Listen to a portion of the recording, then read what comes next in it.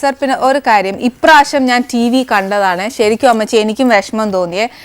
Sir budget അവതരിപ്പിക്കാൻ വന്ന ഒരു വല്ലാത്തൊരു അവസ്ഥയിലായിരുന്നു ശരിക്കും ഞങ്ങൾക്കൊക്കെ ദയനീയമായി തോന്നി പാവം സാറിനെ ഫുൾ സെക്യൂരിറ്റി ആയിട്ടൊക്കെയാ ഇങ്ങനെ കൊണ്ടുവരുന്നത് ശരിക്കും എനിക്കൊരു സിനിമ കണ്ട പോലെയൊക്കെയാ തോന്നുന്നത് ഞാൻ ഇപ്പുറത്ത് നോക്കുമ്പോൾ ആരൊക്കെയോ ആ കസാരയൊക്കെ എടുത്ത് വലിച്ചെറിയുന്നു സാറിനെ അറ്റാക്ക് ചെയ്യാൻ വരുന്നവരെയൊക്കെ എല്ലാവരും 4 സൈഡിൽ ഇങ്ങനെ പിടിച്ചു വെച്ചേക്കുന്നു ശരിക്കും അന്ന് ശരിക്കും മനസ്സുകൊണ്ട് സാറിന് ഒരു പ്രയാസം തോന്നിയില്ലേ സർ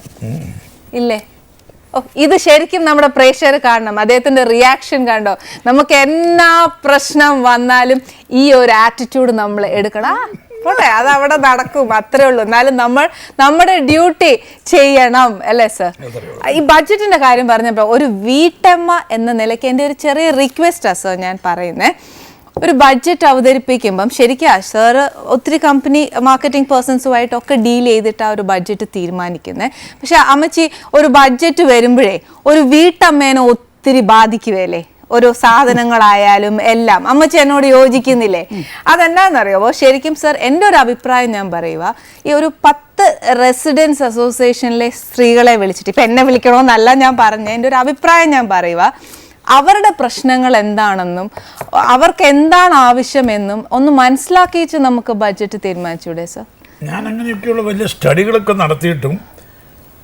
ഡയലോഗ്സ് ഒക്കെ നടത്തിയിട്ടാണ് ഞാൻ ബഡ്ജറ്റ് അവതരിപ്പിക്കുന്നത് അത് എൻ്റെ ഒരു സിസ്റ്റമാണ് എന്നാ ഒരു ഗ്യാസിനോ അല്ലെങ്കിൽ ഒരു സാധനത്തിനോ ഒക്കെ വില കൂടുമ്പോൾ ഒരു വീട്ടമ്മയാ ശരിക്കും പറഞ്ഞാൽ ഏങ്ങുന്നത് ഈ പറഞ്ഞാൽ ഞാൻ പോലും ഏങ്ങാറുണ്ട് ചില സമയം അതുകൊണ്ടാണ് ഞാൻ സാറിനോട് ഒരു സജഷൻ ഏതെങ്കിലും ഒരു മെഷർ കൊണ്ടുവന്നിട്ടുണ്ടെങ്കിൽ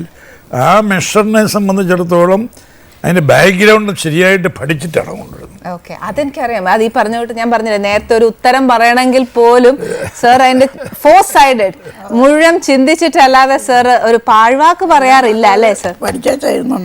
അതെ ഞാൻ കേട്ടിട്ടുണ്ട് സാറിന്റെ ഓഫീസ് റൂം ശരിക്കും പറഞ്ഞ ഒത്തിരി ബുക്കുകളുടെ അറിവുകളുടെ ലോകത്തിന്റെ നടുക്കാണ് സാർ ഇരിക്കുന്നത് അത് നമ്മളൊരു സംശയം ചോദിച്ചാൽ പോലും സാറിന് കറക്റ്റായിട്ട് അറിയാം ആ ബുക്ക് ഏതാ എന്നതാ അല്ലേ കൊച്ചുമക്കളൊക്കെ എന്നാ പറയുന്നു അപ്പച്ചന്റെ ഈ ക്വാളിറ്റി ഒക്കെ പിള്ളേർ കണ്ടുപിടിക്കുന്നുണ്ടോ ശരിക്കും ഒരു ഭാഗ്യമാ വേണ്ട ഇങ്ങനത്തെ ഒരു അപ്പച്ചൻ ആ കൊച്ചുമക്കൾക്ക് കിട്ടുക എന്ന് പറയുന്നത് ശരിക്കും അതൊരു സന്തോഷമുള്ള ഒരു കാര്യമല്ല ഈ അപ്പച്ചന്റെ ക്വാളിറ്റി ഒത്തിരി കിട്ടണം പിള്ളേർക്ക് ഈ പറഞ്ഞ നാട്ടുകാരായ ഞങ്ങൾ അഡ്മയർ ചെയ്യുന്നു എന്തോ പിള്ളേർക്കൊക്കെ ഭയങ്കര ഇഷ്ടം ആന്നോ ശരിക്കും അതെന്നാന്നറിയോ സാറിന്റെ ആറ്റിറ്റ്യൂഡ് ടുവേർഡ്സ് പൊളിറ്റിക്സ് ആണ് അവരെയൊക്കെ എത്ര എന്നാ പറയുന്നത് അട്രാക്ട് ചെയ്യുന്നതെന്ന് തോന്നുന്നു ശരിക്കും പറഞ്ഞ സാറിന്റെ ദിനചര്യകൾ എങ്ങനെയാ അമ്മച്ചി രാവിലെ എഴുന്നേറ്റ ഉടനെ ഒരു പ്രാർത്ഥന ചൊല്ലും അത് കഴിഞ്ഞ് പല്ല് തേച്ച് പത്രം വായിക്കും പിന്നെ പല്ല് തേക്കുകയൊക്കെ ചായയൊക്കെ കുടിച്ചിട്ട് പത്രം വായിക്കും വായിക്കാനുള്ളതൊക്കെ വായിച്ചു കഴിഞ്ഞേച്ച് പോയി കുളിക്കും കുളിച്ച് കഴിഞ്ഞിട്ട് ഒരുങ്ങി പരിപാടിക്ക് പോകും വീട്ടില് ആരൊരു പരാതിയായിട്ട് വന്നാലും ഞാൻ കേട്ടിട്ടുണ്ട് സാർ അത് കേൾക്കും ക്ഷമയോടെ കേട്ടതിന് ശേഷം അല്ലേ അതാ ശരിക്കും പാലക്കാർക്ക് ഇത്ര സ്നേഹം സാറിന്റെ അടുത്ത് ശരിക്കും എപ്പോഴെങ്കിലും ഈ പറഞ്ഞ കൂട്ട് വീട്ടിൽ ദേഷ്യം വന്നിട്ടുണ്ടോ അമ്മച്ചി അങ്ങനെ ദേഷ്യമൊന്നും ഇല്ല നല്ലപ്പോഴേ ഉള്ളു അല്ലേ നല്ലപ്പോഴേ ഉള്ളു ദേഷ്യമൊക്കെ വല്ലപ്പോഴെന്ന് പറഞ്ഞാൽ പിള്ളേരൊക്കെ ചെറുതായിരിക്കും അവർക്ക് ഇച്ചിരി കുസൃതിയൊക്കെ ഇല്ല അത്രയൊക്കെ ഉള്ളു അല്ലേ ശരിക്കും ഈ രാഷ്ട്രീയത്തില് ഉള്ളപ്പോ തന്നെ അല്ലേ അമ്മച്ചി കല്യാണം ഒക്കെ ആയത് അല്ലേ ചെറുതായിട്ട് അന്ന് അഡ്വക്കേറ്റ് ആയിട്ടിരിക്കുക വക്കീലായി കുഞ്ഞുനാളിൽ അപ്പം പൊളിറ്റീഷ്യൻ ആവണം എന്ന് വെച്ചിട്ടായതല്ല അയ്യോ ആണെന്ന് വെച്ചിട്ടാണ് ആണോ ഇഷ്ടമാണോ പൊളിറ്റീഷ്യൻ ഐ മീൻ ലോയോ ഒക്കെ എടുത്തോണ്ട് ഹൈസ്കൂളിൽ പഠിക്കുമ്പം മുതൽ അതെനിക്കൊന്നും അറിഞ്ഞുകൂടാ എങ്ങനെ ചുമ്മാ അന്നൊരാഗ്രഹം വക്കീലാകണം കോളേജ് ചെന്നപ്പോഴും വക്കീലാകുക മാത്രമല്ല രാഷ്ട്രീയത്തിലേക്ക് വരണം കോളേജ് ഇൻസ്പയർ ചെയ്തിട്ടുണ്ട് സാർ രാഷ്ട്രീയത്തിലേക്ക് വരാൻ ഞാൻ പി.ടി. ചാക്കോയാണ് അത് കഴിഞ്ഞ് പിന്നെ MLA ആയി കഴിഞ്ഞപ്പോൾ MLA ആകാം അല്ല നമ്മൾ അഡ്വക്കേറ്റ് ആയി കഴിഞ്ഞ്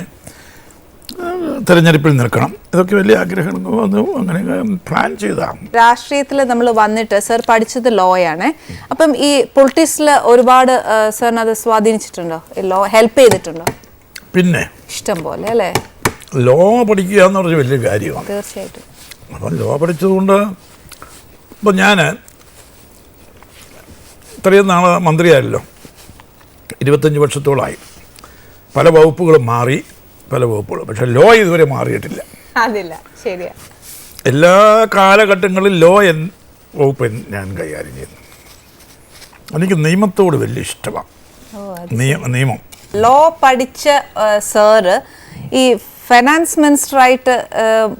ഉള്ള ഒരു വഴിയുണ്ടല്ലോ, അതിനെപ്പറ്റി ഒന്ന് ആ എക്സ്പീരിയൻസ് ഒന്ന് പറഞ്ഞു തരുമോ സർ? അല്ല, ലോ എനിക്ക് വളരെ ഇഷ്ടം. ഇതുപോലെ തന്നെ ഫിനാൻസിനെ സംബന്ധിച്ചും ഞാൻ 1975 ആദ്യം ഫിനാൻസ് മിനിസ്റ്റർ, അച്യുതമേനോൻ ഗവൺമെൻറ്റിലാണ്. 75 ആദ്യം ധനകാര്യമന്ത്രിയാകുന്നത്. ആദ്യമേ തന്നെ ധനകാര്യമന്ത്രിയായിട്ടാണ് വരുന്നത്. അതാണ് അന്നേ എല്ലാവർക്കും അറിയാമോ, കേപ്പബിൾ ടു ദാറ്റ്. എനിക്ക് പബ്ലിക് ഫിനാൻസ് ഒക്കെ വലിയ ഇഷ്ടമായിരുന്നു. ഞാനിപ്പം പിന്നെ കോളേജിൽ പഠിക്കുമ്പോഴായാലും പബ്ലിക് ഫിനാൻസ് പഠിക്കുമ്പോൾ സബ്ജക്റ്റിൽ ഏറ്റവും ഇഷ്ടം എനിക്ക് പബ്ലിക് ഫിനാൻസ് ആയിരുന്നു. അപ്പം അത് സംബന്ധിച്ചുള്ള പുസ്തകങ്ങളും എക്കണോമിക്സ്, പബ്ലിക് ഫിനാൻസ്, പോളിറ്റിക്സ്, ഇതൊക്കെ എനിക്ക് വലിയ താല്പര്യമുള്ള വിഷയങ്ങളായിരുന്നു.